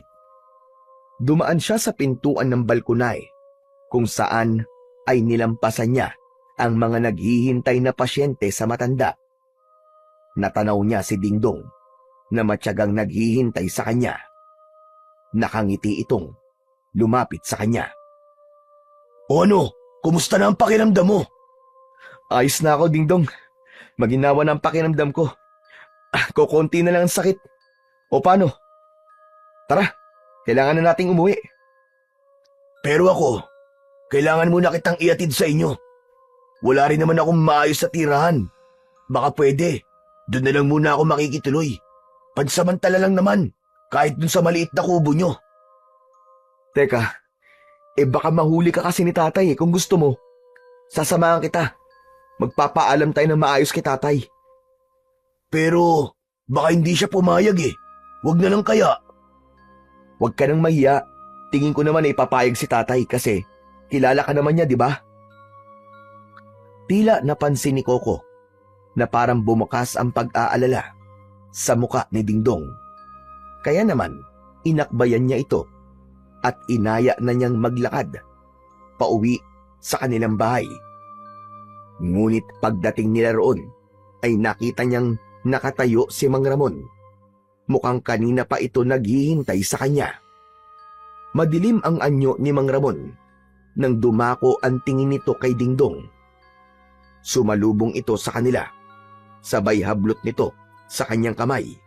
Papalayo kay Dingdong. Lumayo ka sa kanya, Coco. Bakit magkasama kayo? Tay, ano po bang problema niyo?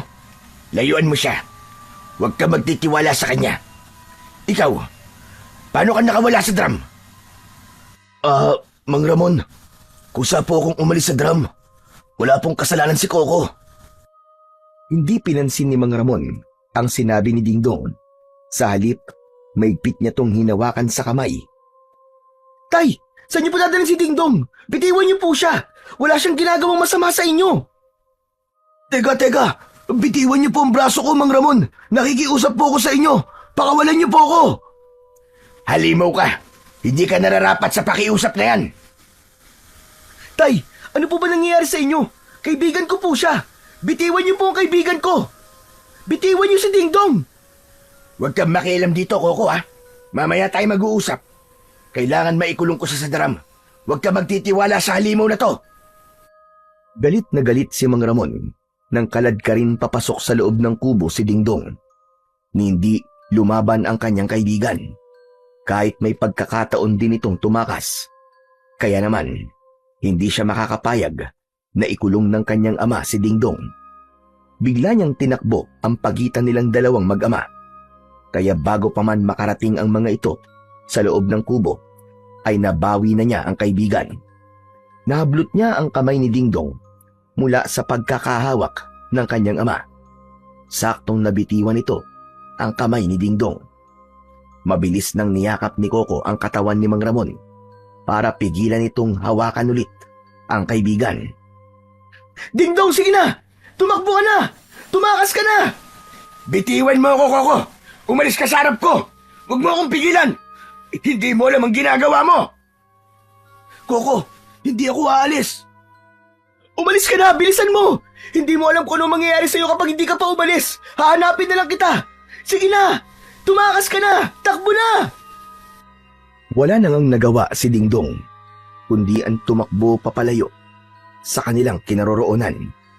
Habang maigpit naman na niyayakap ni Coco ang kanyang ama na walang tigil sa pagpupumiglas para habulin ang papalayong si Dingdong. Nang makawala ang kanyang ama, ay isang malakas na suntok ang dumapo sa kanyang muka. Bumagsak siya sa lupa habang humihingal na napatingin sa muka ng galit na galit niyang ama. Lintik ka! Mas kakampihan mo pa ang tarantadong yun kaysa sa akin. Ako ang ama mo. Pinatakas mo na laking yun. Pera na. Naging bato pa. Tay, ano po bang ibig niyo sabihin? Binabalak niyo po bang pagkakitaan ng pera si Dingdong? Anong gagawin niyo sa kanya, Tay? Pati ba naman tao, ipinagbibili niyo na? Wala kang alam sa halaga ng pinakawalan mo, Coco. Kundi lang kita, anak. Baka napatay na kita. Kung hindi ko rin po kayo ama, iisipin ko nasisiraan na po kayo ng ulo. Pakiramdam ko, marami kayong tinatago sa akin, Tay. Hindi po ganyan ang pagkakakilala ko sa inyo eh, dahil mabuti po kayong tao. Mabilis na bumangon si Coco at sinalubong ang galit na tingin ng kanyang ama. Pinunasan ni Coco ang dumugo niyang labi. Hindi niya matanggap na para sa pansarili nitong dahilan ay magagawa siya nitong saktan. Bigla niyang naalala ang naikwento sa kanya ni Lolo Toyo. Marahil ay alam nga ng kanyang ama ang tungkol sa mga nilalang na nakatira sa dagat. Pero bakit pati ang kaibigan niyang si Dingdong ay nadamay sa galit ng kanyang ama? Hindi ko akalain na pakikialaman mong ginawa ko, Coco. Binigo mo ko. Wala kang kwentang anak. Wala na po akong pakialam. Kung wala na akong kwentang anak para sa inyo, ang mahalaga ay nailigtas ko ang kaibigan ko, Tay. Meron po ba kayong tinatago sa akin? Meron po ba kayong hindi sinasabi sa akin? Alam ko po ng gabing yun, hindi isda ang sumalakay sa atin sa balangay. At hindi rin po kayo maghahanda ng ganong sandata para lamang sa isang isda. Ang totoo, hindi po isda ang hinuhuli nyo, kundi ang aswang na magindara. Dahil maaari kayong kumita na malaking halaga para sa mga sirena na mahuhuli nyo. Pero si Dingdong, Tay, tao po siya, hindi siya hayop, at lalong hindi siya magindara. Ang hina talaga ng isip mo. Hindi lang babae ang magindara, Coco. Meron ding lalaking katulad ng mga tao na kapag paparami sila ng lahi sa pamamagitan ng kanilang pagtatalik. Kaya ang kaibigan na tinutukoy mo, alam ko, hindi siya tao. Isa siyang sokoy. Tao po siya, Tay, tao siya. Nabulag lamang po kayo sa paniniwala nyo. Ang nilalang na hinahanap nyo ay sa tubig lamang matatagpuan. Wala po rito sa lupa. Kaya wag nyo po sasaktan ang kaibigan ko. Dahil ako makakalaban nyo. Huwag mo akong hahamunin. Sinasabi ko sa'yo, kaya kitang patayin kapalit ng sokoy na yon. Hahanapin ko siya. Ibabalik ko siya sa kubo. Sa susunod na makialam ka sa gagawin ko, kakalimutan kong anak kita. Tay, hindi niyo po ito gagawin. Hindi po kayo ganyang kasama. Dati na akong masama. Basta sa pera, wala akong hindi kayang gawin kapalit ng limpak-limpak na salapi. Ang kaibigan mo, siyang kayamanan ko. Hindi siya ordinaryong tao, maniwala ka. Yayaman tayo sa kanya, anak! Tila nag-iba ang ugali ng kanyang ama nang pagmasdan niya ang mukha nito. Kinilabutan siya sa kakaibang kilos ni Mang Ramon. Para bang naging ibang tao ito at tila merong kung anong malakas na enerhiyang sumanib sa katawan ng kanyang ama. Hindi na napigilan pa ni Coco ang pag-alis ni Mang Ramon. Tinahak nito ang daan kung saan dumaan si Dingdong Hindi siya nagdalawang isip. Hinabol niya ang kanyang ama para pigilan ito sa binabalak nitong gawin sa kaibigan niya. Tay! Tay, bumalik kayo! Huwag niyo itong gagawin! Nakikiusap ako sa inyo! Tay! Diyos ko, ano ba nangyayari kay tatay? Hindi na naabutan ni Coco ang kanyang ama at nawala na ito sa madilim na bahagi ng kakauyan. Malakas ang kutob niyang susundan nito si Dingdong. Kaya naman, mas lalong nilakihan ni Coco ang hakbang ng kanyang mga paa. Kahit masakit ang katawan, ay wala na siyang pakialam. Ang mahalaga, maabutan niya si Mang Ramon at hindi ito magtagumpay sa binabalak nito. Pagkalipas ng ilang minutong pagtakbo, ay tuluyan nang nawala sa kanyang paningin ang kanyang ama hanggang sa makarating siya sa dalampasigan. Naramdaman niya ang buhangin sa kanyang talampakan. Walang bakas ng paa sa buhangin na magsasabing dumaan doon ang kanyang ama. Diyos ko, nasa na po si tatay? Huwag niyo po sanang paintulutang makagawa ng kasalanan si tatay. Tulungan niyo rin po ang kaibigan ko. Tulungan niyo po akong mahanap silang dalawa. Inilinga ni Coco ang kanyang paningin sa paligid ng dalampasigan.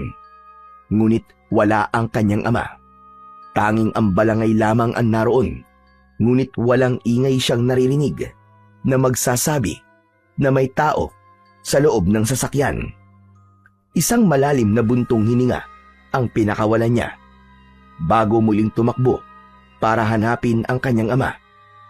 Naramdaman niya ang punyal sa kanyang tagiliran, maging ang mutya sa kanyang bulsa. Naalala niyang naitabi niya ang mga sandata bago pa man siya makita ni Mang Ramon. Nasaan na kaya sila? Saan kaya nagtago si Dingdong? Akma na sanang aalis si Coco sa lugar na yon nang marinig niya ang galit na boses ng kanyang ama na inuutusan ang mga kasama nito na kailangang ihanda ang balangay. Mabilis na nagtago si Coco sa likod ng puno ng nyog. Mabuti na lang at nag-aagaw dilim at liwanag na ng mga sandaling yon. Umalingaw-ngaw ang malakas na boses ng kanyang ama sa katahimikan ng paligid, habang ang ingay ng hampas ng alon ay nagdulot naman ng kaba sa dibdib ni Coco. Sige na! Bilisan niyong kumilos! Hindi pa yun nakakalayo. Siguradong bumalik siya sa tubig. Kayo na maganda na lantaka. Uubusin natin silang lahat. Diyos ko, bakit nila kailangan gamitin ang lantaka? Delikado yun sa mga corals. Hindi maaari. Marami ang mamamatay na isda. Talagang nasisiraan na ng ulo si tatay. Hindi siya maaaring magtagumpay sa kanyang gagawin. Kailangan mapigilan ko siya. Ang lantaka ay ang pandigman sandata na may balang bilog na apoy na makikita o ginagamit sa balangay. Isang uri ng maliit na kanyon na karaniwang nakakabit sa mga bangka. Ginagamit ito ng mga mandirigmang Pilipino noong panahon bago dumating ang mga Kastila hanggang sa panahon ng kolonyalismo. Ang bala nito ay maaaring bakal, bato o minsan ay pinapaputok ng may apoy kaya nagmumukhang bolang nagliliyab. At yun ang ginagamit ni Mang Ramon kapag merong banta ng kalaban sa gitna ng karagatan. Hindi maiwasan ang hindi mag-agawan ng teritoryo, lalo na kapag tungkol sa likas na yaman ng dagat. Kaya isang palatandaan yun na hindi nagbibiro si Mang Ramon. Maingat at magaan ang hakbang ng mga paa ni Coco nang sumunod siya sa mga tauhan ng kanyang ama. Kaya hindi niya napapansin ang anino rin na nakasunod sa kanya. Si Dingdong ay lihim ding nagmamatsyag sa ginagawa ni Mang Ramon. Kaya nang magkabanggaan sila, ay pareho pa silang natumba sa buhangin. Naramdaman ni Coco ang pag-igik ni Dingdong dahil sa sakit. Coco! Coco, ikaw ba yan? Oo, ako to. Anong ginagawa mo rito? Hinahanap ka nila. Dapat nagtatago ka. Kailangan ko sundan si Mang Ramon. Gusto kong malaman kung bakit siya gumagamit ng ganun sandata. Kailangan mapigilan siya bago niya masira ang tirahan ng Reyna. Malalagay sa panganib ang buhay ng tatay mo, panigurado. Ha? Anong ibig mo sabihin? Kapag nasira ni Mang Ramon ang tirahan ng Reyna namin, mamamatay siya. Kaya kailangan natin siyang pigilan. Paano mo nalaman ng tungkol sa Reyna? Wala nang oras, Coco. Kailangan na natin magmadali. Wala lang sa tamang pag-iisip ang tatay mo. Ginagamit na siya ng aming Reyna para sirain ang aming tirahan. Nakita ko ang bakas ng itim ng kapangyarihan sa mga mata niya. Nang gabing sinalakay kayo ng mga aswang na magindara, nabalot na ang kanyang pagkatao ng hipnotismo ni Reyna Alena. Saan na ako magpapaliwanag? Tara na, kumilos na tayo! Wala nang nagawa si Coco nang hilahin siya sa kamay, paakyat sa balangay.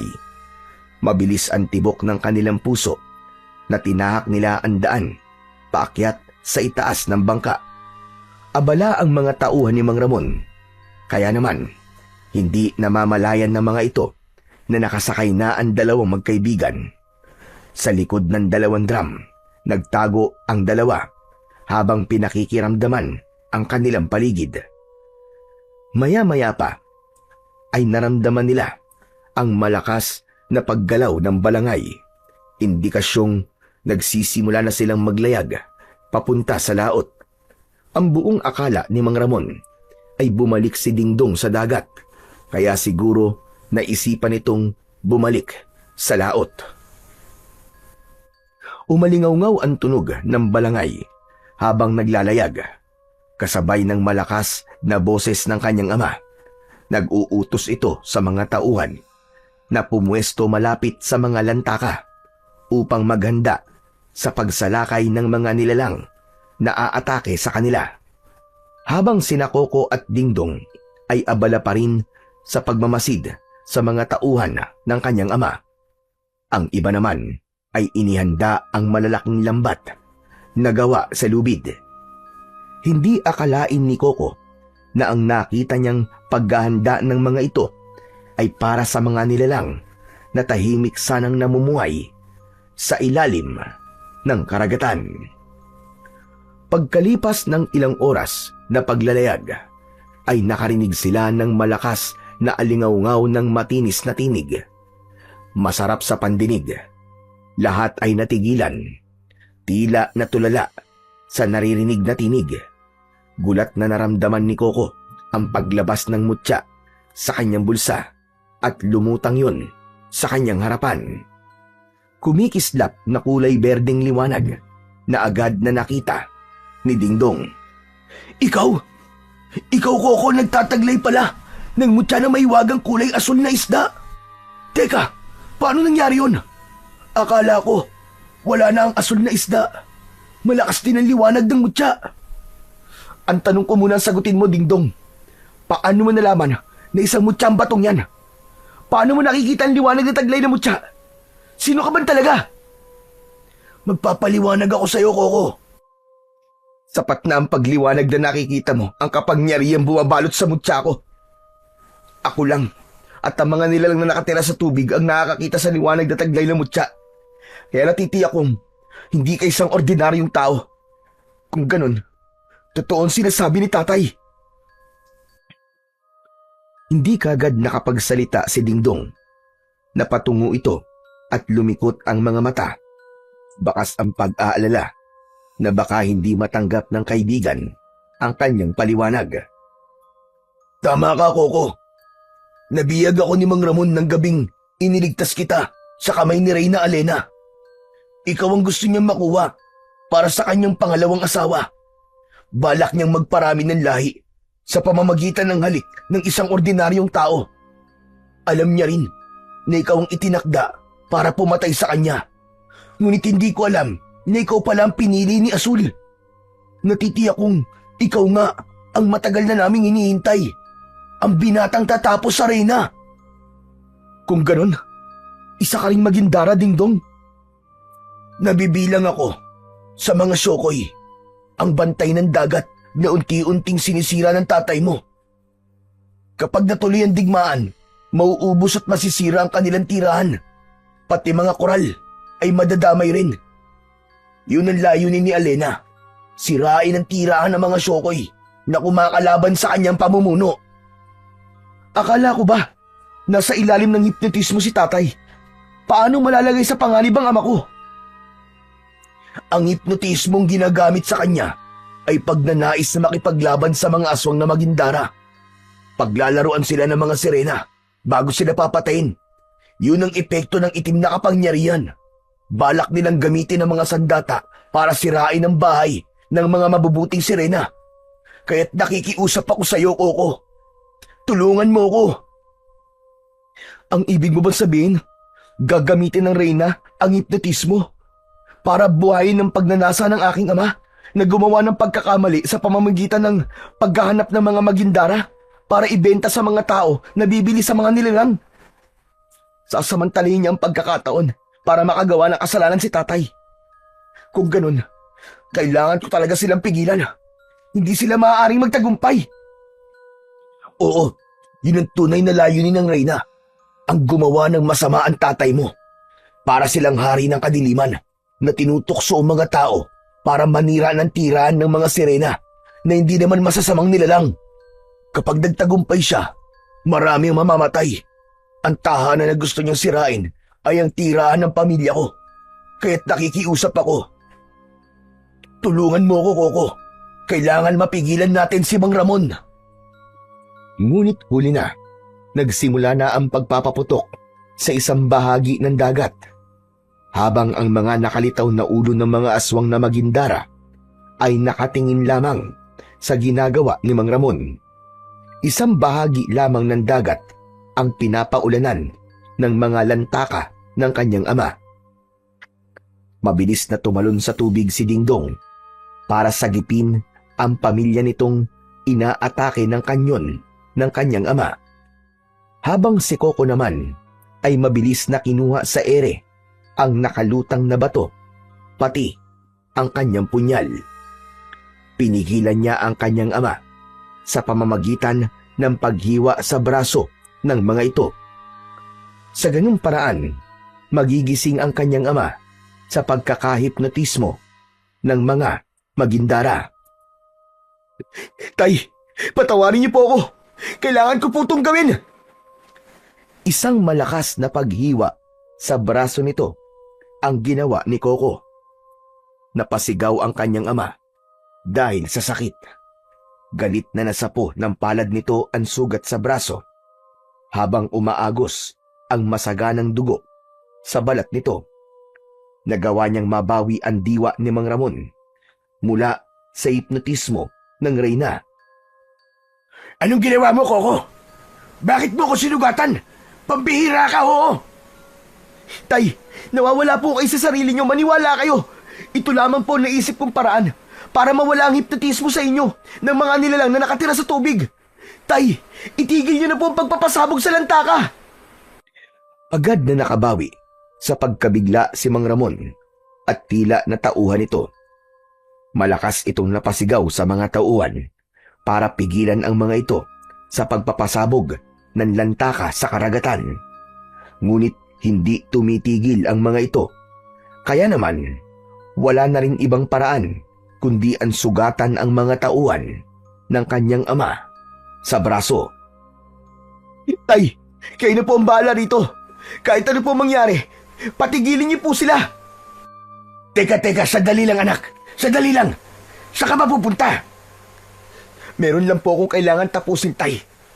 Gawin niyo na po ang mga sinabi ko. Sige na po, bilisan niyo po. Isang mabilis na pagbuwelo ng takbo ang ginawa ni Coco. Saka siya nagdesisyon na tumalon mula sa balangay papunta sa tubig. Kailangan niyang sundan ang kaibigan. Hindi na rin siya napigilan ng kanyang ama. Saktong pagbagsak niya sa tubig ay sabay-sabay na umatake sa kanya ang mga kalaban. Kitang-kita niya ang paglitaw ng Reyna ng mga magindara. Ang anyo nito ay isang napakagandang babae mula sa baywang paitaas. May balat na kumikislap na tila may bahid ng perlas. Ang kanyang mga mata ay asul at luntian. Kumikislap na parang dubig dagat sa ilalim ng buwan. Ang buhok ay mahaba at umaalon na parang alon sa dagat. Maitim na may kumikislap pa na bughaw at berde kapag tinatamaan ng liwanag ng sikat ng buwan. Ang buntot naman mula sa bewang pababa ay may makukulay na bughaw, luntian at pilak na kaliskis. Tila sumisinag ng liwanag ng dagat tuwing ito ay gumagalaw. Ngunit kapansin-pansin ang koronang gawa sa korales, kabibe at hiyas mula sa kailaliman ng dagat. Merong mga suot na alahas na gawa sa perlas. Hanggang sa nagsimula na itong umawit. Isang tinig na nakakabighani, ngunit nakakapinsala. Nagagawang akitin at bihagin ang sinumang makakarinig. Napalingon si Coco sa gawi ng balangay. Pero dahil sa sugat ng mga ito sa braso, ay wala ng epekto ang tinig sa kanyang ama. Hindi rin tinatablan ng kapangyarihan ng tinig si Coco dahil sa taglay niyang mutya. Kaya lang, kasabay ng pagkanta ni Alena, umangat ang naglalakihan na alon na parabang nakokontrol nito ang tubig. Itigil mo ang pagpapalaki ng mga alon! Sumuko ka na! Kung ayaw mong tapusin ko ang buhay mo, kasama ng mga halimaw mong alagad! Sa wakas, bumaba ka rin sa tubig. Talaga palang, hindi ka tinatablan ng kapangyarihan ko. Pero ngayon, hindi ka na makakatakas. Mapapasakin ka na. Hindi! Hayop ka! Hindi ako mapupunta sa'yo! Ikaw ang hindi makakatakas sa akin! Sinisigurado ko yan! Marami ka ng pinatay ng mga kababaryo ko. Ang dapat sa'yo ay mamatay at sunugin sa impyerno! Malakas ang loob mong lumaban sa akin, binata. Para sa akin, ay isa ka lang isdang dilis na kayang-kaya kong kainin ng buhay. Gusto mo bang unahin na kitang patayin? Mayabang ka! Hindi yan sinasabi! Ginagawa yan! Sige! Gawin mo! Mabilis na lumangoy ang reyna ng mga Magindara papunta sa kinaroroonan ng binatang si Coco. Agad itong lumitaw sa kanyang harapan at nagawa nitong kalmutin siya nang matutulis nitong mga kuko sa kanyang dibdib. Lumubog siya sa tubig. Naramdaman niya ang paghapdi ng kanyang sugat. Ngunit biglang naghilom ang kanyang sugat. Paglitaw niya sa ibabaw, ay nakita niya ang kaibigan niyang si Dingdong. Abala na ito sa pakikipaglaban sa iba pang mga kauri niya. Kitang-kita niyang nagkaroon ng palikpik, kaliskis at sandatang sibat si Dingdong. Ngunit nasugatan ang kanyang kaibigan, habang si Coco naman ay naramdaman ang paggapang ng mga kaliskis ng isda sa kanyang balat. Nagulat na lamang ang binata sa pagkakaroon niya rin ng pambihirang kakayahan sa tubig. Ang kanyang punyal ay itinaas niya sa ere at sa pagsisid niya sa ilalim ng dagat ay hinarap niya ang umataking nilalang. Nagpambuno silang dalawa ni Alena sa ilalim ng dagat. Muling tumama ang kalmot nito sa kanyang leeg. Ngunit kagaya ng nangyari kanina, naghilom yun na parabang mas lalong nadadagdagan ang kanyang kapangyarihan. Gumanti siya rito ng isang saksak sa tagiliran. Bumulwak ang dugo mula sa sugat nito. Kaya naman, mas lalo itong nagalit sa kanyang ginawa. Hinampas siya nito ng buntot sa muka, pero hindi niya ininda ang sakit. Sa halip, napansin ni Coco na bumalot ang kulay berdeng liwanag sa kanyang buong katawan. Umikot siya ng mabilis sa tubig. hanggang sa maging isang ganap na ipo-ipong tubig ang liwanag na taglay ng mutya ng asul na isda. Lahat ng lumapit sa kanya ay binalutan ng malakuryenteng liwanag sa katawan. Nagkikikisay ang mga katawan ng mga magindara na nahagip ng kanyang kapangyarihan. Natunaw ang mga ito sa tubig. Akala ni Coco ay yun lang ang dami ng mga aswang na makakalaban niya. Ngunit nagulat siya nang umalingaw-ngaw ang malakas na paghuni ng mga magindara sa paligid. Sumugod ang mga kalaban, batay sa galaw ng katawan ni Alena. Tila isa yung senyas ng pag-uutos ng labanan. Hindi mo ako basta-bastang matatalo. Kung hindi rin naman kita makukuha, ay kakainin na lamang kita ng buhay. Kasama ang mga kasama mo sa balangay. Mga kasama, atakihin sila. Butasin niyo ang kanilang sasakyan. Sumugod na nga ang mga alagad ng reyna. Bawat paglinga ni Coco sa paligid ay isa-isang lumulubog ang mga kalaban na magindara sa ilalim ng tubig. Sinugod ng mga ito ang sasakyan para gawin ang utos ng reyna. Narinig niya ang boses ni Dingdong na kanyang kaibigan habang nasa anyo itong isang syokoy. Oh, makinig ka sa akin. Puntiryahin mo, Reyna. Sa oras na mapatay mo siya, manghihina ang kanyang mga alagad. Siya lang ang kailangan mong talunin sa laban. Kumilos ka na, bago pa nila masira ang balangay ng iyong ama. Sige na, bilisan mo! Muling nakipaglaban si Dingdong sa mga magindarang aswang sa pamamagitan ng sandata nitong sibat na gawa sa matigas na koral. Bawat hampas ng sandata ng kanyang kaibigan ay nakikita niya ang pagbulwak ng dugo ng mga kalaban nito sa tubig.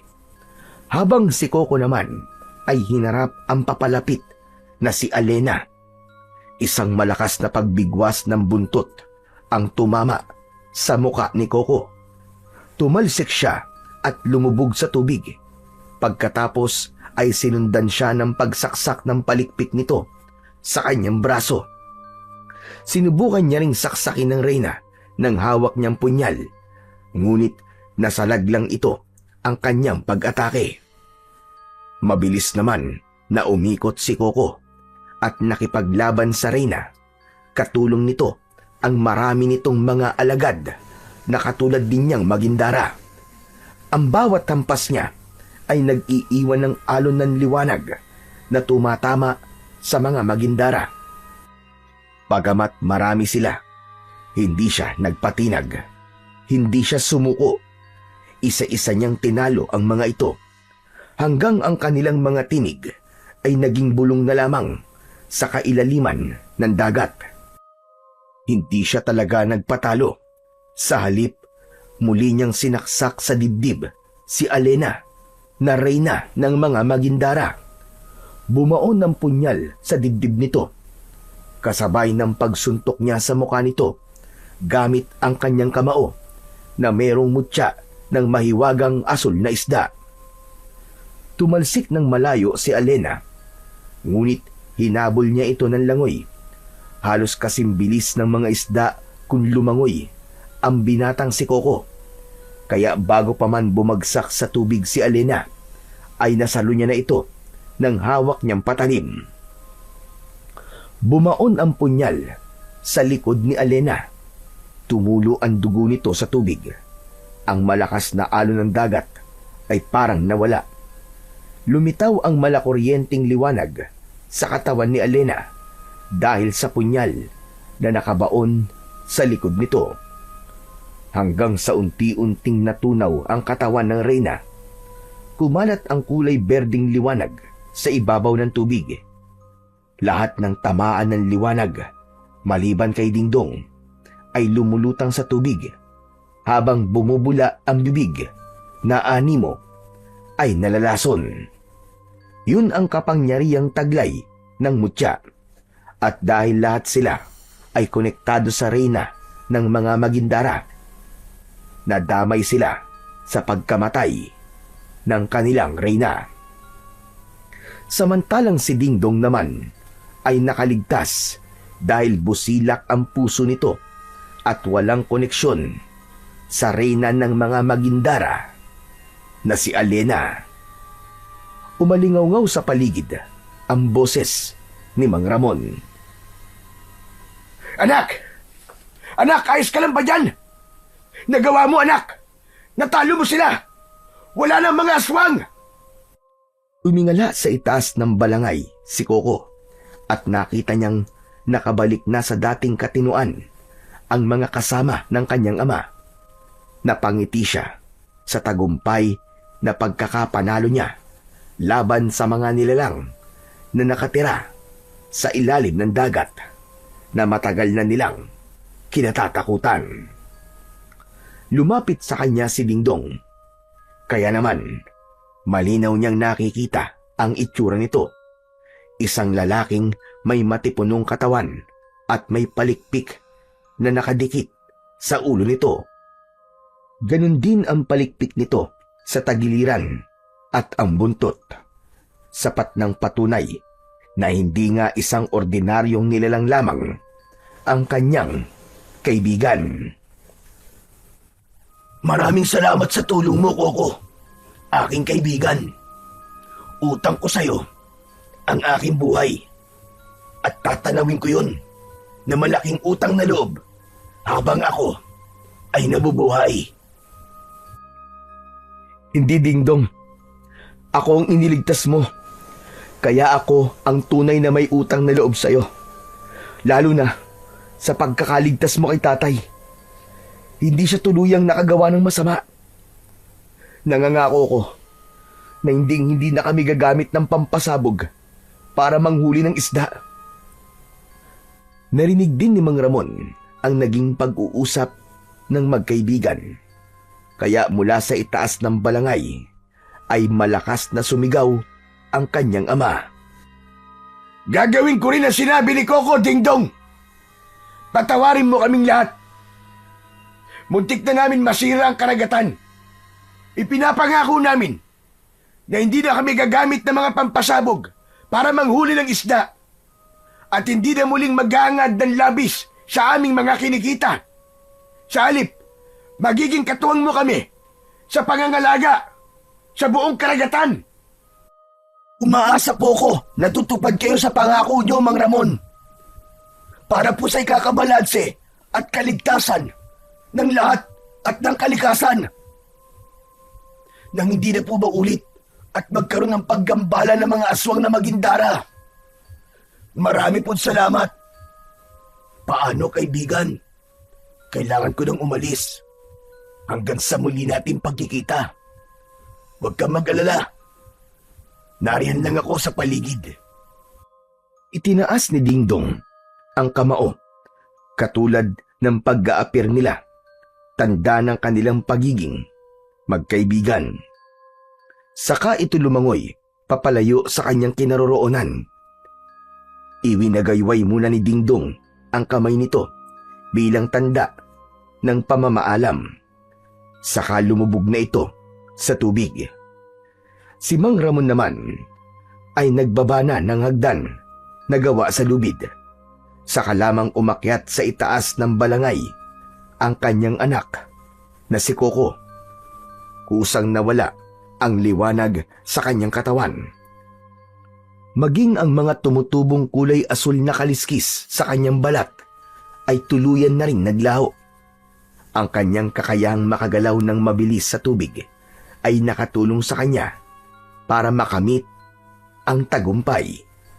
Kaya ipinangako niya sa kanyang sarili na iingatan niya ang mutya ng mahiwagang kulay asul na isda. Pagsapit niya sa itaas ng balangay, nagpasalamat sa kanya ang mga tauhan ng kanyang ama. Lahat din ay may sugat na likha ng talim ng kutsilyo. Yun ang magsisilbing alaala nila na minsan ay nakakita sila ng aswang na Magindara. Saka sila umalis sa laot at naglayag pauwi sa kanilang bahay. Dala ang isang pangako na hindi na sila mangingisda at gagamit ng pampasabog para sa kanilang paghahanap buhay. Ituturing nilang malaking aral ang pagkakamaling nagawa na itinama ng isang bayaning tagapagligtas ng karagatan na si Coco. Magmula ng gabing yon, ay hindi na kailanman nagkaroon ng pagkakataon si Mang Ramon na mangisda at magamit ang balangay. Nagsilbing alaala na lamang ang balangay ng sinaunang sining ng mga taga-Bicol, habang si Coco naman ay nanatiling tagapag-ingat ng kanyang mutya. Binabantayan nila ang karagatan laban sa mga taong gumagamit ng dinamita para manghuli ng isda. Naging miyembro din sila ng bantay dagat na pinamumunuan naman ng kanyang ama para sa pagpapanatili ng kaligtasan at kapayapaan ng karagatan. Ang labis at maling paggamit ng pampasabog ay nagdudulot ng kapahamakan, hindi lang sa kalikasan, kundi pati sa tao. Mas mainam ang responsableng pangingisda upang mapanatili ang balanse ng dagat at matiyak ang hanap buhay ng susunod na henerasyon. Kapag ang tao ay sobra ang paghangad, nagiging sakim at hindi na nakukontento sa kung ano ang sapat. Ang labis na pagnanasa sa yaman, kapangyarihan o anumang bagay ay maaaring magdulot ng kapahamakan. Maaaring masira ang kalikasan, masaktan ng kapwa o mawalan ng tunay na katahimikan. Dahil ang kasakiman ay parang tubig alat sa dagat. Kahit gaano karami ang inumin, mas lalo lamang tayong mauuhaw. Samantalang ang pagiging kontento sa kung ano ang meron ay magdadala naman sa atin ng kapayapaan, kaligayahan at mas matibay na ugnayan sa kapwa. Ang tunay na kayamanan ay hindi nasusukat sa dami ng ating nakukuha, kundi sa kakayahan nating makontento at pahalagahan ang mga biyayang ipinagkaloob sa atin ng Diyos na lumikha.